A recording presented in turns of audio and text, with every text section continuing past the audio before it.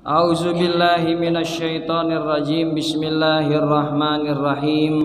Assalamualaikum warahmatullahi wabarakatuh.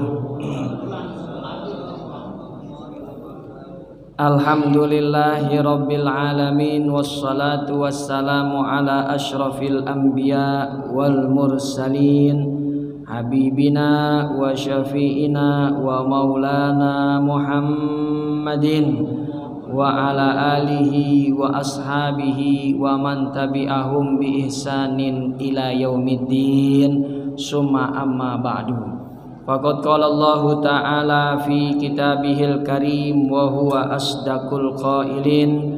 A'udzu billahi minasyaitonir rajim. Wa minan nasi may yattakhizu min dunillahi andada yuhibbunahum ka hubbillah wallazina amanu asyaddu hubban lillah. Wa qala Rasulullah alaihi afdhalus shalah wa atamut taslim, idza ahabballahu 'abdan ibtalahu. Wa qala fi riwayatin ukhra, man salaka tariqan yaltamisu fihi ilma sahalallahu lahu bihi tariqan ilal jannah. Barang siapa yang melangkahkan kaki hadir di majelis ilmu, maka Allah akan mudahkan langkahnya menuju surga. Mudah-mudahan kita termasuk dalam hadis ini. Amin ya rabbal alamin. Yang sama-sama kita hormati dan kita cintai karena Allah Subhanahu wa taala, orang tua kita, tokoh masyarakat kita, Al-Mukarram wal Muhtaram Bapak Haji Sa'ali, kita doakan bersama-sama mata'nallah bituli hayati wa nafa'na bi barakati ulumih fid dini wad dunya wal akhirah. Amin ya rabbal alamin. Juga segenap para asatiz, para hujaj, para tokoh masyarakat, pimpinan majelis taklim, musholah, wabil khusus ketua DKM Masjid Jami Al-Mujahidin Ustadz Idam Khalid beserta jajaran pengurus, bapak-bapak hadirin serta ibu-ibu hadirat jamaah yang dirahmati Allah Subhanahu wa taala.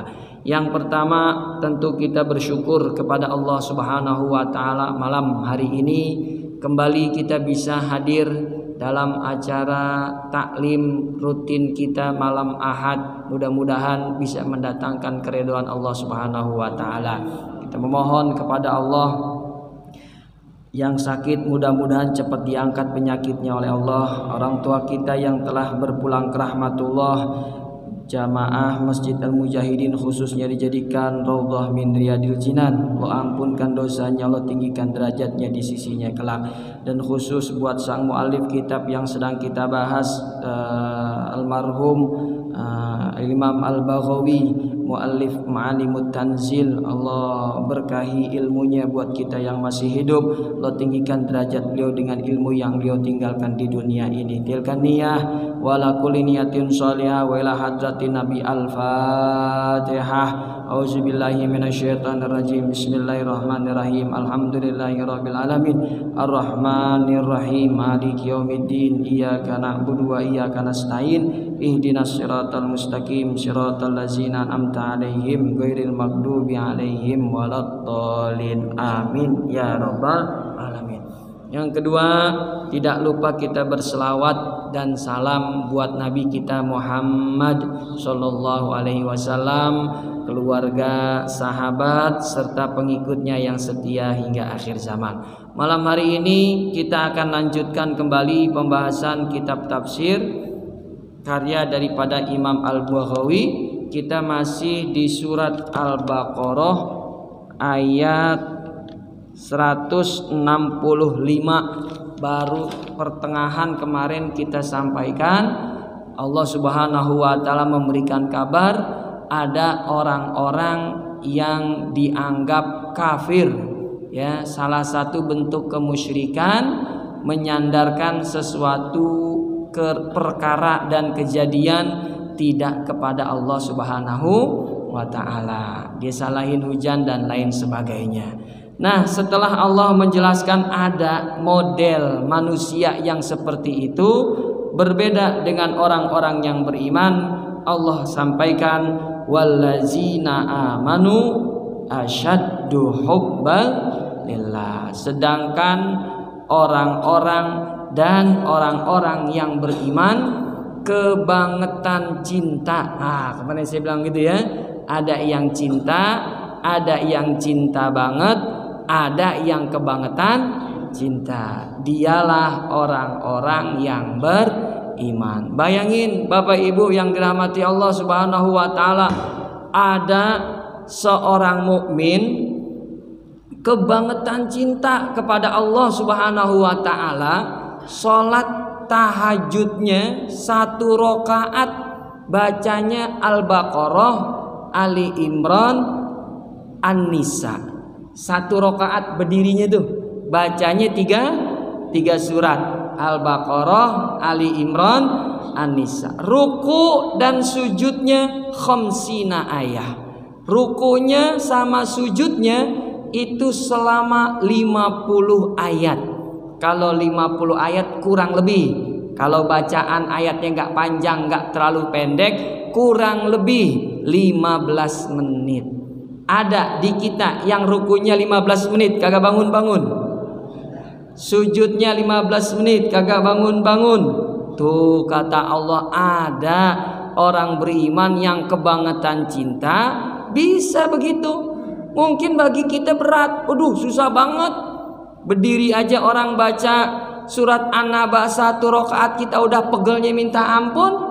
Apalagi bacanya tadi 3 surat panjang. Ringan kata Allah bagi yang di dalam hatinya ada rasa cinta kepada Allah Subhanahu wa taala. Ada yang lagi makan kurma, lagi enak nih makan kurma.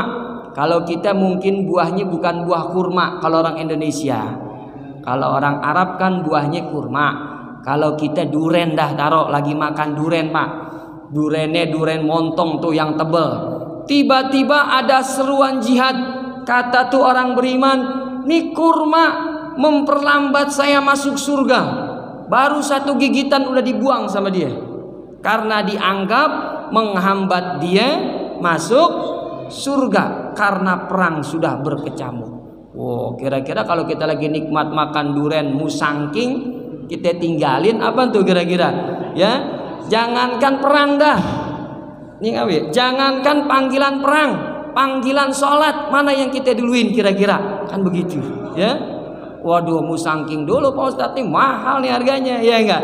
Tapi kalau orang yang beriman kata Allah dipuji, wallazina amanu asyaddu hubban lillah. Tuh sampai begitu tuh gambaran orang beriman kalau udah kebangetan cinta sama Allah. Kalau kita mungkin baru cinta doang. Kalau kita baru cinta itu pun nyampe apa enggak tahu dah, ya kan? Nih yang kebangetan cinta nih, tuh yang dicontohin sama Rasulullah dan para sahabat-sahabatnya. Kalau udah dengar perintah Allah, yang lain ditinggalin. Rahasianya apa? Rahasianya di hati mereka tertanam keimanan. Tuh, karenanya di wallazina. Kalau kita pengen termasuk kelompok orang yang diakui sama Allah, ini kan Allah yang ngakuin nih. Yang ngakuin bukan manusia, yang ngakuin bukan makhluk, yang ngakuin cinta kepada Allah, Allah langsung. Jadi kalau kita ingin termasuk kategori orang-orang yang dicintai Allah, syaratnya amanu, beriman kepada. Ditambahin lagi dalam hadis kata Rasulullah, innallaha yu'til mala, sesungguhnya Allah memberikan harta dunia, liman ahabba wa man la yuhibbu. Orang yang cinta sama Allah dikasih harta dunia, orang yang gak cinta sama Allah dikasih juga harta dunia.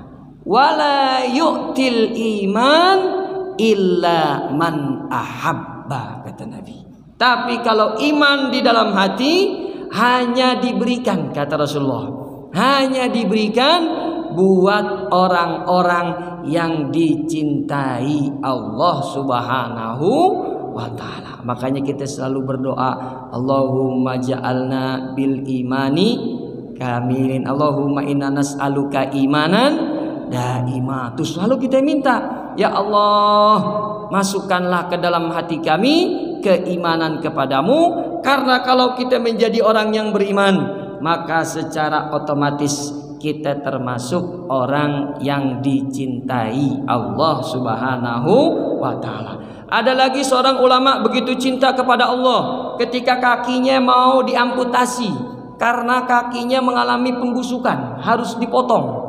Lalu kata tabibnya, zaman dulu kan tabib, ini harus dikasih suntikan bius, ya, alat penenang, obat penenang, ya, campuran dari alkohol. Lalu kata ulama tadi, jangan masukkan ke tubuh saya benda yang haram, ya. Terus bagaimana kita memotong kaki Anda wahai Tuan Guru? Potong kaki saya kalau saya udah mulai sholat, begitu. Jadi dia sholat sunnah, nanti kalau dia udah mulai sholat, tolong kakinya di sholatnya sambil duduk. Sholat sunnah kan boleh nggak sambil duduk? Begitu dia sholat sesuai dengan perintah sang ulama tadi, dipotonglah kakinya. Selesai salam kanan, salam kiri. Ulama tadi tanya, udah dipotong belum kaki saya? Dia lihat ternyata udah selesai. Berasa nggak tuh kira-kira dia waktu dipotong itu? Nggak berasa, luar biasa. Saking cintanya kepada wallazina amanu asyaddu hubbalillah. Inilah makna ayat yang Allah katakan, wallazina amanu asyaddu hubban. Orang beriman itu cintanya kebangetan kepada Allah Subhanahu wa ta'ala. Pertanyaannya, mau nggak kita tergolong orang-orang yang dicintai Allah dan diakui cinta kita kepada Allah Subhanahu wa ta'ala? Tentu kita mau. Dalam hadis untung ada sahabat yang pernah nanya kepada Rasulullah, ya Rasulullah, dullani ala amalin iza amiltuhu ahabballahu ilayya. Ya Rasulullah, ajarkan satu amalan, kata dia, satu amalan, kalau saya kerjakan maka Allah akan mencintaiku. Kata Rasulullah menjawab, izhad fid dunya yuhibbukallah. Nah, ini pesan Nabi, jangan terlena dengan kenikmatan dunia. Ambil saja yang kau butuhkan, tinggalkan yang sia-sia, maka kamu akan dicintai Allah Subhanahu wa ta'ala. Jadi hidup ini adalah perjalanan, banyakin bekal, kurangin beban, begitu. Kurangin beban yang bisa menghambat kita untuk sampai kepada Allah Subhanahu wa ta'ala. Ini kita baca penjelasan sekarang.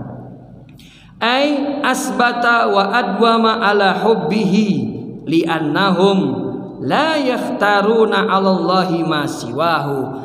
Orang yang beriman beda, cintanya kepada Allah itu kebangetan, karena mereka dalam setiap kondisi selalu mencintai Allah. Dikasih kenikmatan, dia tetap cinta kepada Allah.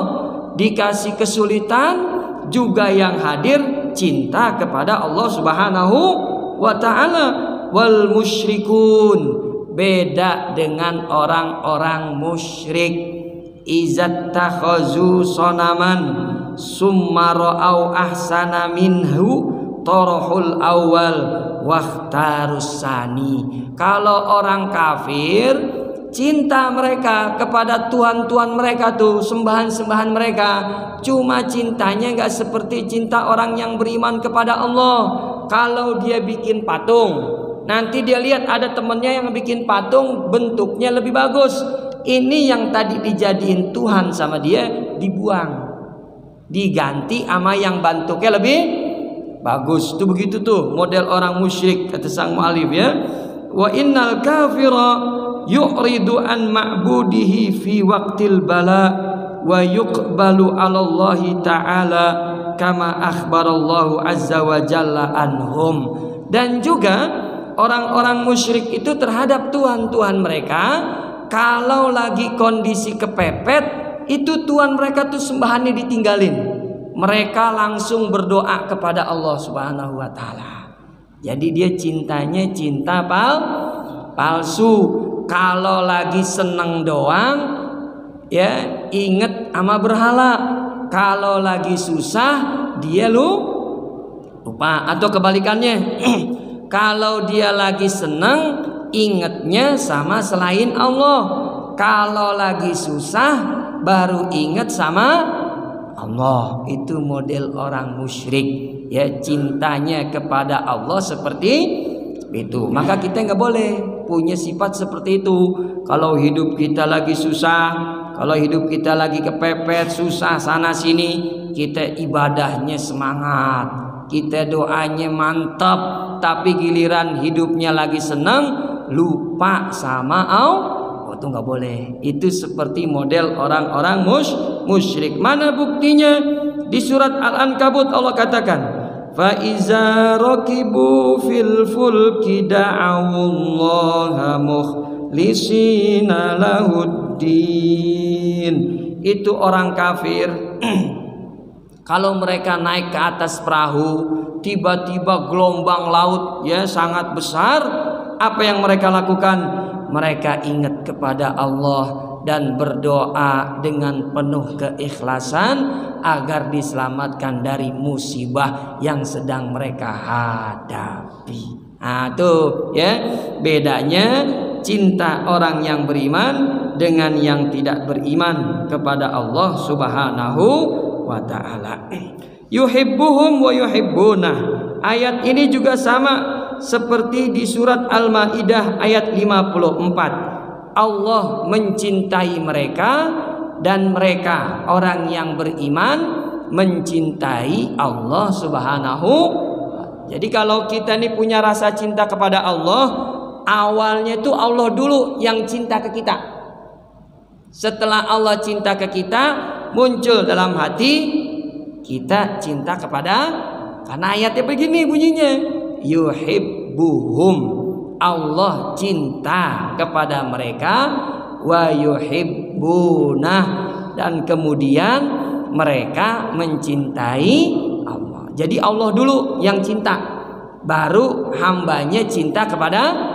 Ketika kita nanti semangat beribadah, ketika kita nanti taat kepada Allah dan kita merasa kita ini cinta kepada Allah Subhanahu wa Ta'ala, yang kita kedepankan adalah Allah dulu yang cinta sama kita, baru muncul cinta kita kepada Allah Subhanahu wa Ta'ala. Bukankah dalam hadis qudsi Nabi pernah sampaikan, iza ahabballahu abdan, yang pertama cinta kepada hamba itu kata Nabi adalah Allah.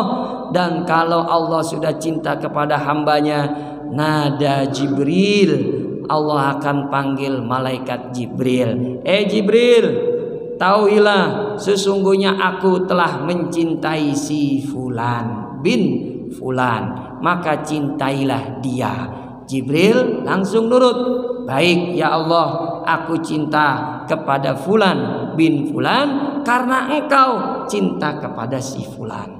Lalu malaikat Jibril menuju malaikat Hamalatul Arsy, malaikat yang apa nih? Yang menopang singgasana. Jadi malaikat yang mulia itu di bawah Jibril, ini yang megang yang menopang singgasana Allah. Kata malaikat, wahai malaikat penopang arsy Allah, kan turun tuh, ketahuilah barusan katanya Allah mencintai fulan bin fulan, maka cintailah dia. Mereka ikut cinta. Nah, ketika malaikat penopang arsy mengatakan kami mencintai si fulan bin fulan, terdengar ama malaikat yang di langit ketujuh. Maka di langit ketujuh semua malaikat berseru juga, kami mencintai si fulan bin. Turun sampai langit ke-1, sampai langit ke-1, langit yang paling dekat dengan bumi, ya, tempat bersemayamnya bintang-bintang. Mereka pun akhirnya mengucap, kami mencintai si fulan bin fulan dan terdengar oleh seluruh penduduk bumi kecuali jin dan manusia. Kecuali siapa?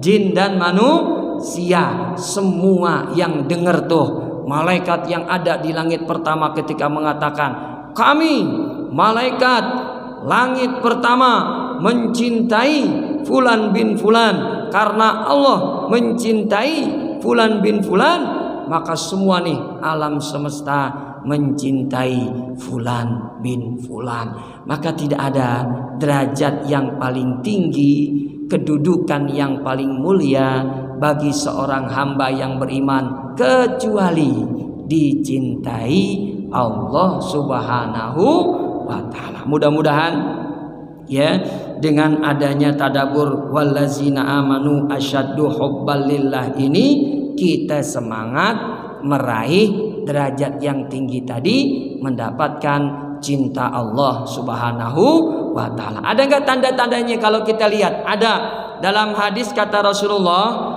kalau orang udah muncul rasa cinta kepada Allah dan Allah cinta kepada hamba tersebut, tuh orang dikaruniain sifat lemah lembut di keluarganya. Sifat lemah lembut di keluarganya. Dalam hadis kata Nabi, innallaha idza ahabba ahla baitin adkhala alaihimur rifqa. Sesungguhnya kalau Allah mencintai satu keluarga, maka di keluarga itu akan diberikan sifat kelembutan.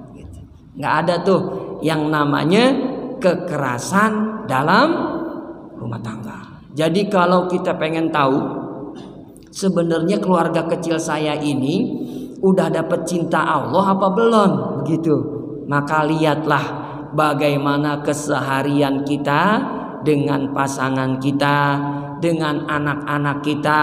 Kalau sudah ada ketenangan, kelembutan, gak gampang marah, gak gampang naik pitam, maka bersyukur, berarti tandanya rumah tangga kita dicintai Allah Subhanahu wa ta'ala. Begini gak kira-kira rumah tangga kita, hadirin? Bismillahirrahmanirrahim.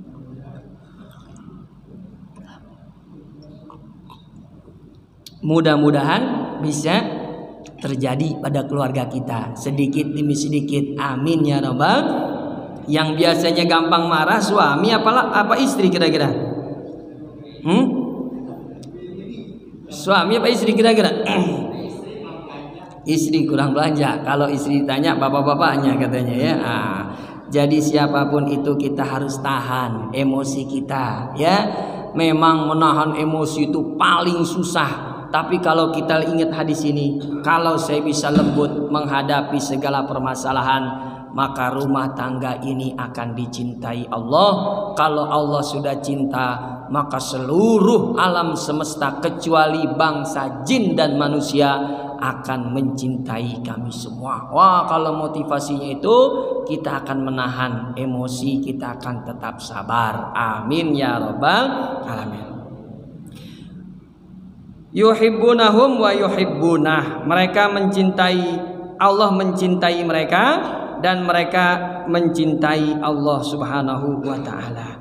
Walau yaral lazina zalamu iz yarawnal azaba annal quwwata lillahi jami'a wa annallaha syadidul azab. Ayat ini ditutup dengan firman Allah, kalau seandainya nanti tuh mereka yang zolim, tuh mereka yang gak mau dengar perintah Allah Subhanahu wa ta'ala, gak mau tunduk dengan perintahnya, malah melanggar aturan Allah Subhanahu wa ta'ala, mereka zolim. Nanti di yaumil kiamah mereka akan melihat di depan mata mereka azab Allah yang sangat pedih, begitu. Jadi orang yang zolim Allah janjiin nanti di yaumil kiamah pada lihat dah bagaimana besarnya azab Allah Subhanahu wa ta'ala. wa annal quwwata lillahi jami'a. Kalau mereka udah melihat azabku yang keluar dari lisannya, annal quwwata lillah, mereka akan mengatakan tidak ada daya dan upaya, sesungguhnya kekuatan ini hanya milik Allah. Cuma ucapan itu udah terlambat karena udah di yaumil kiamah, udah ngelihat azab baru sadar ternyata Allah Maha Kuat, ternyata Allah Maha Kuasa. Percuma kata Allah Subhanahu wa taala, azab sudah di depan mata. Wa annallaha syadidul azab. Maka kata Allah, sesungguhnya Allah azabnya sangat pedih. Artinya kalian tidak akan bisa lepas dari hukuman Allah Subhanahu wa ta'ala. Mudah-mudahan kita tidak termasuk kelompok ini. Amin ya rabbal alamin. Di ayat berikutnya kata Allah Subhanahu wa ta'ala kembali menceritakan orang-orang yang zalim. Ini masih kisah tentang hari akhir nanti. Di hari kiamat, istabarra allazina tubi'u minallazina taba'u wa ra'awul azaba wa taqatta'at bihimul asbab.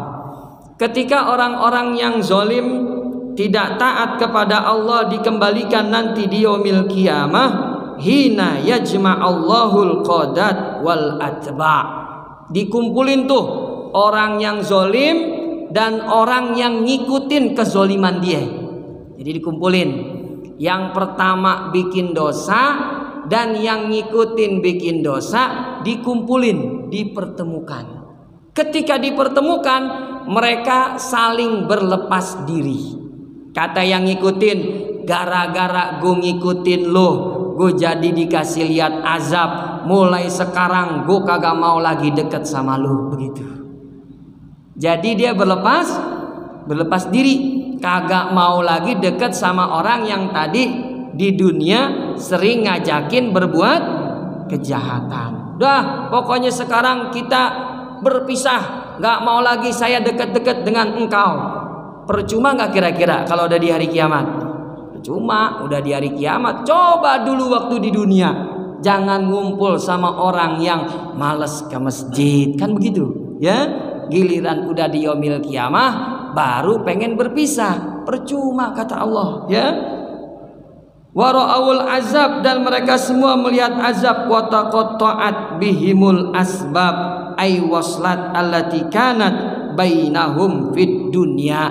Ketika mereka saling berlepas diri dan tidak ada lagi hubungan antar mereka berdua, fala ansaba bainakum yauma izin, maka tidak ada lagi hubungan antara mereka berdua. Wa qadimna ila ma amilu min amalin faja'alnahu haba'am mansura. Yang dimaksud dari wataqatta'at bihimul asbab itu artinya seluruh amal ibadah mereka hilang begitu saja gitu. Nah, ini kesengsaraan berikutnya ya. Kesengsaraan berikutnya buat orang yang berbuat zalim, seluruh ibadahnya hilang sia-sia begitu saja ya, gara-gara mereka tadi mengatakan ingkar, musyrik kepada Allah Subhanahu wa taala, menduakan, ibadahnya semuanya rusak. Nah, nanti kita akan lihat pada pertemuan berikutnya ada beberapa amalan-amalan yang memang kalau kita kerjakan tuh ibadah kita akan rusak, pahalanya hilang sia-sia. Salah satunya ya, kabar dari Rasulullah kalau kita bertanya kepada dukun, begitu.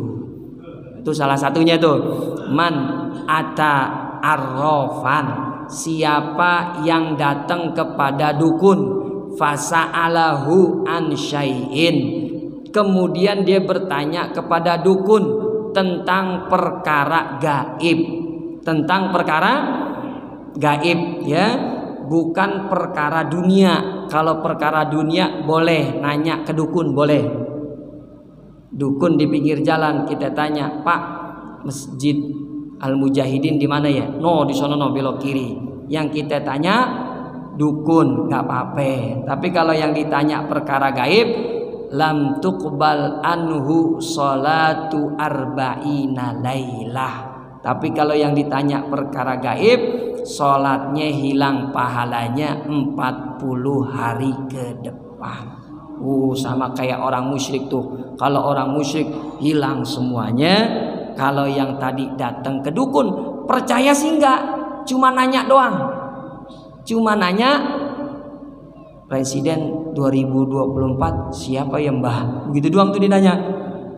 2024 Anies Baswedan. Cuma nanya doang, percaya kagak? Sholatnya hilang 40 hari. Hati-hati, jangan sampai ada benih-benih kemusyrikan seperti ini. Nauzubillah min zalik. Wallahu alam bisawab. Demikian dari saya.